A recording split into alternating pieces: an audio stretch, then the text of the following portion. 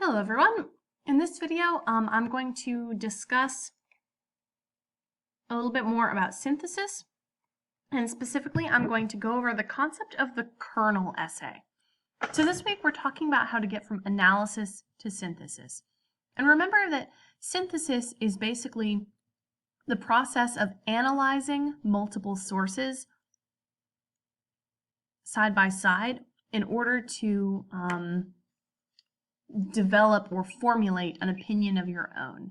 So what I want to go over is sort of a quick and dirty way of performing synthesis using just a couple of sources. What we're going to talk about in this video is the kernel essay. The kernel essay is really just a short form synthesis that only uses two sources. And it's a great tool to help you start to understand how synthesis works, what it looks like in a text, and why it's so helpful. So if you recall, the steps to writing into a conversation, which is really how we think about synthesis, right? You are entering a conversation on a certain topic. Imagine that you walk up to a group of friends and you want to make sure that before you start talking to them that you understand whatever topic they're already speaking about. So the first thing that you have to do is to retrace the conversation, and that is where that kind of summary part comes in that we talked about in Wednesday's synchronous class. We talked about how to summarize effectively, and that's also going to be one of your assignments for this week. So the first thing you need to do is retrace the conversation so that you're sure that you understand what's going on in your sources. Another step in this process is responding to the ideas of others, and this is sort of part of that analysis process where you sort of say, well, how effective is this argument? Do I agree with it? Do I disagree with it? Where are the shortcomings? Where are their arguments really strong? Discussing possible implications of their work. So what does their argument mean for the conversation? What would it mean in this context or that context?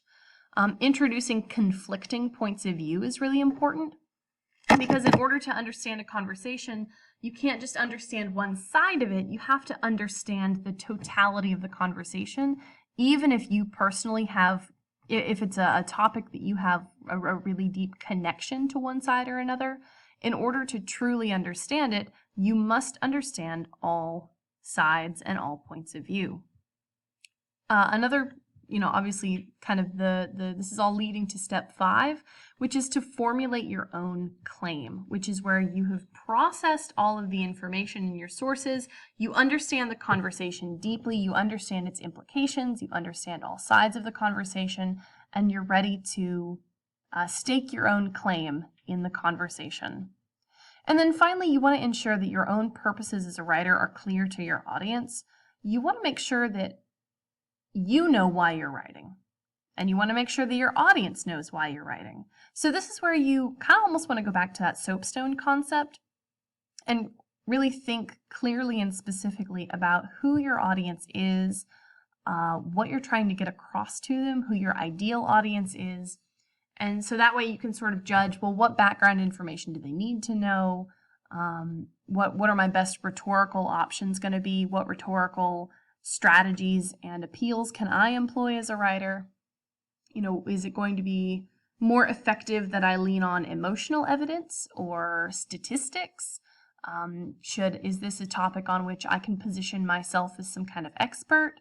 Probably not, but you always want to make sure that you are approaching your own text from a rhetorical analytical standpoint. Oops, sorry. So in order to get some practice doing this, you're going to write a kernel essay. And this is a kernel in the sense of like a kernel of corn, right? It's not a full essay. It's just a little tiny baby seed of an essay. But a kernel essay is essentially a short form of a broader essay that's usually just a couple of paragraphs long that emphasizes that helps you practice how to format your thesis statement. It emphasizes that you need to understand how to format a strong thesis statement, and it helps you do that by walking you through the synthesis process. It also walks you through the process of providing evidence for your claim. And ultimately, if you write a kernel essay, you should be able to expand it out to a full essay. Now, we're not going to do this because for your synthesis essay, you are going to choose your own sources. But I do want to give you some practice with the kernel essay using the sources that we've already been looking at this week. And so again, the reason that you're doing this is to help you practice forming really strong thesis statements and practice really kind of looking at multiple sources together, as well as being able to pull evidence from those sources. So the structure of a kernel essay is much like the structure of a synthesis essay overall, and we can really break it down into 3 parts. We can break it down into more parts than this, and we'll talk about that next week. But the core of the synthesis essay is they say, I say, so what? And this is the concept where you run through your sources, you run through conflicting viewpoints and presented evidence, and you kind of do that retracing the conversation work. The second part of that is I say, and that's where you enter into the conversation with your own words. This is the part where you start to make your own argument. This is the part where you take the conversation a step further. And then the third part of the paper that probably won't take up very much of your paper, probably just the last couple of paragraphs, is the so what section. Why does it matter? Why does it matter that all of the sources, say this, that, or the other? Why does it matter that you are saying what you're saying? What are the implications for the argument that you're making? Why does it matter? If you think back to, really all the way back to our literacy narratives, that was sort of the heart of your thesis statement for that paper was, why does this discourse community matter? And so for your synthesis essay, you'll follow kind of a similar structure in saying, why does this conversation matter? Why does the direction that I'm taking this conversation matter? So we'll see that again in a couple of different forms. So let's look at specifically the way that you can format and outline a kernel essay. So the first thing you want to do is introduce your texts. You want to introduce the authors, their titles, and then sort of what they have in common. So the topic, essentially the conversation that you're writing into. So remember that anytime that you write an academic essay, you want to make sure that the first time you talk about it, you give the author's full name and the full name of the text. That's really important. That's like a MLA formatting standard kind of thing. And then the second part of that is your thesis statement for the kernel essay, which is, essentially, and you shouldn't phrase it this way, but it's essentially saying, based on these texts, here's what I think is true or what we should do. And then you can kind of take a paragraph each to run through each source. So in the next paragraph, here's what author number 1 says, and you should use in-text citation. You should use direct quotes, or at the very least, some paraphrasing. But you should point to specific evidence. In the next paragraph, you want to move on to your other source, is what author number 2 says. Again, you need to use evidence, preferably quotes. And then you want to follow up with what you say, right? Which again is the concept that, I have looked at these texts, I have looked at these sources, I have analyzed them, I have evaluated them, and based on the information in these texts, here is what I think, right? And then finally, you want to follow that up with the so what portion, which is why all of this is important. Why is it important that you do this synthesis work, right? What does it add to the conversation, or how does it help the issue at play? Why does it matter? So what we're going to do now is I'm going to walk you through a sample essay, and this essay is going to be on Canvas for you to look at, and I'm going to break it down by the pieces here, by highlighting. So let's go ahead and get started. We'll start with a nice yellow. So in Charlie Beck and Connie Rice's How Community Policing Can Work and Charles M. Blow's Romanticizing Broken Windows Policing, all 3 authors discuss the need for programs that bring attention to wrongful use of force among police. So this is part 1.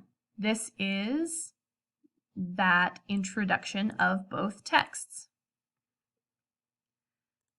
However, each source focuses on a different program. Beck and Rice highlight the positive aspects of Guardian policing, while Blow criticizes the negative aspects of broken windows policing. So again, this is still introducing the two texts. This is discussing what they each focus on within the context of wrongful use of force. Though different programs have advantages and disadvantages, I think all authors could agree that exploring different programs to help reduce violent crime as well as police use of force is necessary in combating many tragedies we see in America today. However, the focus of what causes violence in communities may be skewed. So this is part 2. This is the based on these texts I believe section, and this person is saying that all of the authors agree that something needs to be done about police use of force, but that they may disagree on what the cause of community violence is in the first place. So this is part 2 here. So all of this paragraph is number 3. This is all what author number 1 says. And please note that here in this paragraph, your author describes who each author is, and then says, provide evidence that Guardian policing, which consists of having police officers establish trust with residents in high crime neighborhoods in LA, has been found to reduce the number of murders as well as the number of police shootings. In fact, since it began in one particular neighborhood named Watts, there have been, quote, no shootings by the partnership officers in over 5 years. So they do a really good job of summarizing what author 1 says. My only advice here is, again, never end your paragraph on a quote. Always follow it up with just a little bit more about the argument or analyzing why that quote matters. So just bear that in mind as you use this as an example. Don't do what they did by ending on a quote. So all of this paragraph then is discussing author number 2, and I'm going to run out of colors here pretty quick. Let's pick this one. Charles M. Blow, though clearly an advocate for programs that would train officers in ways that may reduce their use of force in unnecessary situations, asks us to be wary before simply accepting any program as the savior for today's problems. And then it discusses how Charles Blow criticizes broken windows policing. He writes, quote, how you view broken windows policing completely depends on your vantage point, which is heavily influenced by racial realities and socioeconomics, and emphasizes the need for police officers to view effects of poverty before tying violence to race. So again, this is all one sentence, so maybe you would add another sentence at the end that doesn't contain a quote in it, that's just you analyzing the source, but this is good. This just gives, here's what author number 1 thinks, here's what author number 2 thinks. And finally, both texts make valid points for the need for more programs to help reduce unnecessary use of force among police. Though Blow's piece is focused more on racial discrimination, he highlights strong points about the role poverty plays in a lot of situations. So here, they give credence to both arguments. But then, in this sentence, it seems like the author is making a little bit of a shift to what they personally believe. So this would be part 5, what you say. So here we can kind of highlight all of this as the what you say section. We'll use a slightly different blue for that. At its heart, poverty, which is cyclical, and the implications of poverty should be taken into consideration as police officers work to combat violence within and outside of these communities. So again, this is both what you say and why it's important, which I know is a little bit dicey, but you can see that this sentence, at its heart, poverty, which is cyclical, and the implications of poverty should be taken into consideration as police officers work to combat violence within and outside of these communities. If you were writing a full synthesis paper on this subject, that would be a phenomenal thesis statement, right? And then you could go back and use these sources to support or to challenge your argumentation. So you can see here that this really is just absolutely this format, piece for piece. So I will upload these to Canvas so that you can see them and you can work with them. If you have any questions as you write your own kernel essay based on the plastic bag ban sources, please email me.